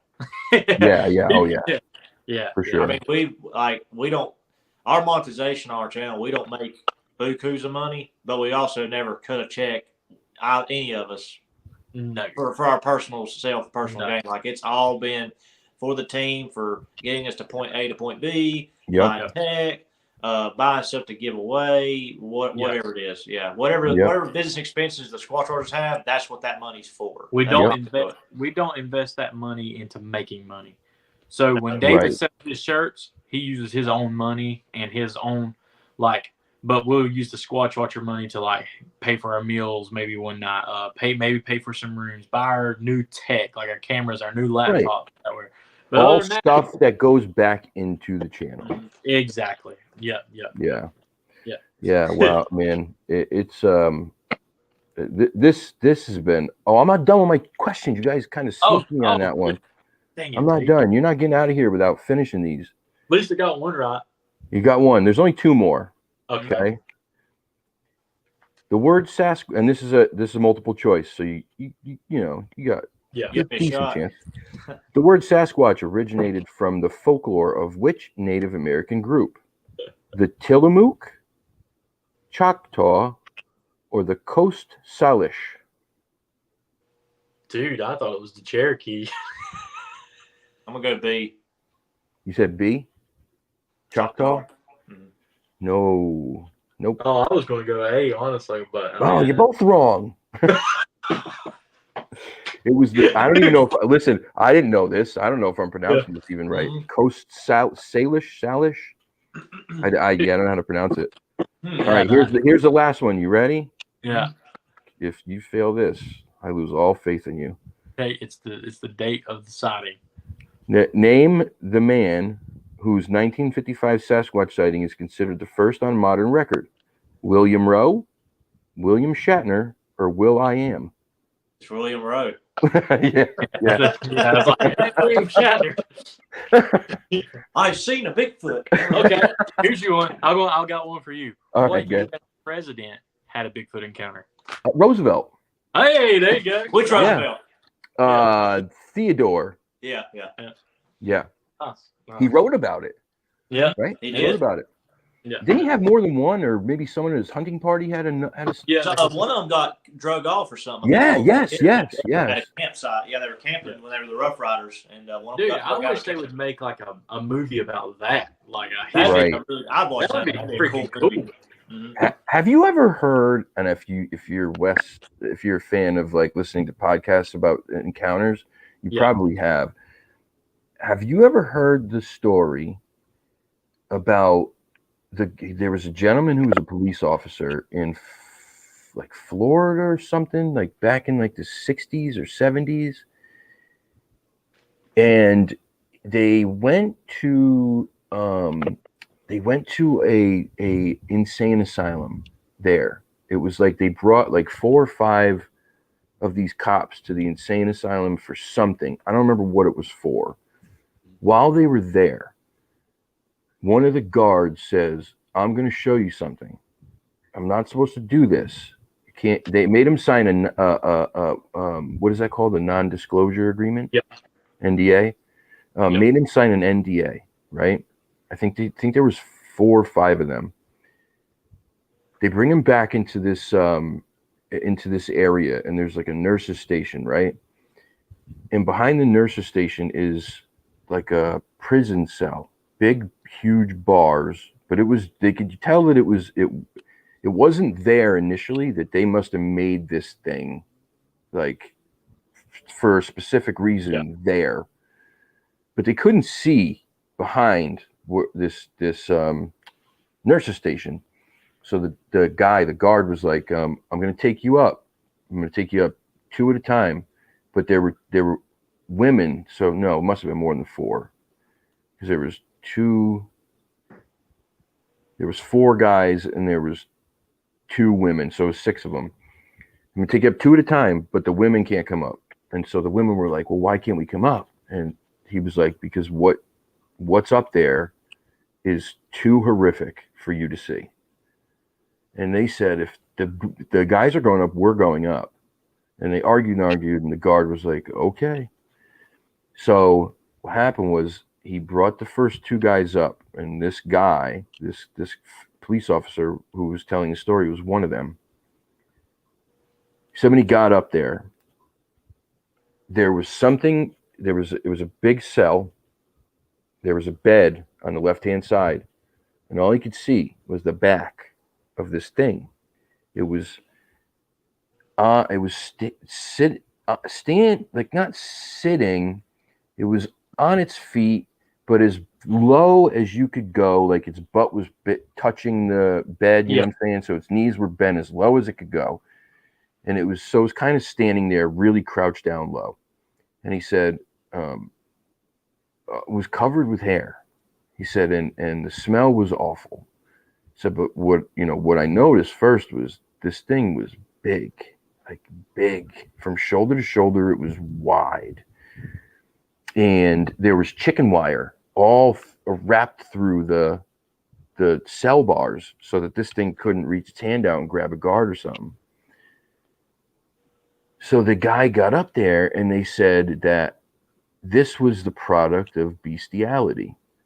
Oh, wow. A woman had mated with a monkey or something of that sort.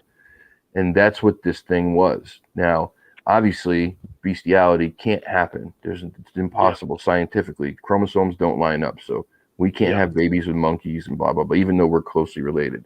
Yeah. Back then, these are the things that people bought into, right? They would tell people this kind of stuff to write off what this really was. And that's what happened. But anyway, so the guy is at the thing and he's talking to this thing and he's saying, hey, turn around, bud. Hey, turn around. And the thing kind of looked over his shoulder briefly, and then he turned back, but he didn't pay him any mind. Well, the girls got brought up next. He said, we weren't standing as far back now. Once we had seen it, he moved us back, but we could still see what was going on.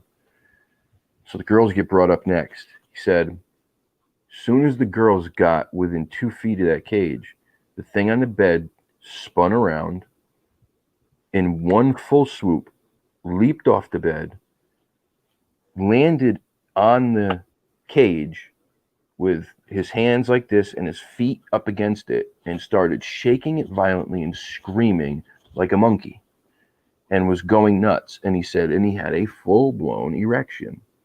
Oh, Listen, one of the girls, you talked about this, one of the girls was in menses. She had her period. Yeah. So he said the girls freaked out. They left. They were crying. He said the other guys were, totally like, they were shocked. They were grossed out. They didn't know what was going on. He said, but I wanted to see this thing. And he said, I got close to that cage. He said, and he goes, what I saw in there, man, I've never seen nothing like it before in my life. I've never seen nothing like it again. He goes, but I can only imagine that it's what we call Bigfoot. He said the thing was, and they told him it was a child, it was a juvenile, and he said it stood about 6'8". He said it had to have weighed in excess of 450 to 500 pounds. He said it wasn't as heavily muscled as like some of the reports. He goes, but if it was a juvenile, then maybe it would get bigger. He said, but the shoulders on the thing were so wide. He said, I looked at the guy at the nurse's desk and I said, you really think that those bars are going to hold him, if that's a juvenile, much longer? And the guy said, I don't know. I don't think so, but it's my post. What am I supposed to do? Oh my God. But so anyway, so here's the crazier part. There was a report from, I forget what town it was in Florida, of them finding this baby monkey thing, right? It was a small monkey child thing. Years before this happened, the baby got brought to like a hospital or something and then disappeared. All records of it disappeared. But yeah, this guy said that they had this thing in an insane asylum in Florida, locked up, basically like underground, hidden, until, the government would come and decide to take it away, I guess. But that is crazy, bro. That's crazy. wild. I forget what show it was that I heard it on, but I'm not doing any justice. When this guy tells the story, like, he paints such a picture that I had goosebumps when I was watching or when I was listening. Sounds like he voided his NDA. Yeah, he did. Yeah, he sure did. He sure did. But it's been so long, you know what I mean? It's been 30 some odd years. Yeah. He figured they're all dead who worked there probably, or in old folks' homes, and if the government still wants him, he said, I've lived a good life, basically. So okay. That's crazy. I like to sing that. That'd been wild. Yeah, bro. Weird, man. So nuts. But anyway, yeah. So listen, that was this is awesome. I had a great time. I think this is a really good episode. I would love to have Dave and Toby on at some point, but I definitely down the road would love to have you guys back on. I still think we got stuff that we can talk about. Oh yeah, absolutely. And then so Tate and I are actually going to branch. I'll do a little branch of our own type of podcast for the Squatch Watchers, but it's not going to be like a live one like this. We're going to film it more of like a different style. So we would basically FaceTime you on a phone, and there would be like, we'd film the thing and we'd kind of put it together as like a Joe Rogan type thing. And I love it. But yeah, dude, and So it wouldn't be live, but people could comment on underneath that. But yeah, dude, we're thinking about doing something like that, just something new for our channel. And dude, we'd love to have you on there, man. And dude, I'll come on anytime. Yeah, like it won't be like it wouldn't be like a kind of like an interview. It's just we're on there, we're talking, and you tell us about your experiences. We tell you about ours, and pretty much roll with it, dude. Yeah, I think that'd be cool. I'm definitely down whenever you guys want, man. I feel I'd be honored to. Really, I'd be honored to. Yeah. I tell you what, I fanboyed out for a minute. When I saw the comment, I can't even pretend I did. I fanboyed out for a minute. I said, all right, compose yourself. Don't look like a punk. Like you're a grown man. Pull it together. No, man. No. But I'm a fan, man. Aren't we all in like isn't that where it starts from? We're fans of the topic and the people who do stuff in it. Yeah. But so yeah, guys, I appreciate you coming on. Dude, absolutely. Appreciate you. We've been on some podcasts where it's draining, but dude, you kept it going. You're set for it. You got it. Yeah, dude, you're perfect. Well, you keep it fun. You keep it good. You keep the topics like that. It's not just no awkward silences. And dude, you got it. It's gonna be fun. Well, thank you. I really appreciate that. It means a lot. Keep doing your thing. That means a lot, guys. That really does. So yeah, we'll do this again. I'll come on whenever. I'm gonna message you guys when we're done here. Okay. I last time I ended this live, I know that you can end it and we can stay here. When I hit the end button, for some reason, everyone just went by last time. Okay. So if that happens, I apologize in advance. But I'm gonna message you. And I'm going to give you some other info so that, if you guys want to contact me, you got it. Okay. Awesome. All right. So listen to everybody in the chat who's here live. Like, thank you so much. You guys are the blood of this channel. You keep it going. I can't tell you enough how much it means to me, the comments, the emails, like all of it. And again, the email, I put my email always in the description of every video. If you guys need to reach out, you need to talk, you got an encounter you want to share, or if there's somebody on here that you want to get in contact with or something, like this is all what we try to do here is we try to help the next person out and educate and bring awareness. That's what it's all about. So if I can help you, let me know. And I'm sure these guys are probably in the same boat. So that's it, guys. Thank you very much. Have a good night. Please be safe. If you're in Florida, we're praying for you. Sending love, light, and nothing but positive energy. Hope you get out of this thing soon and safe. All right, guys. You have a good night. You too, buddy. See y'all. Keep watching. Later, guys. See ya.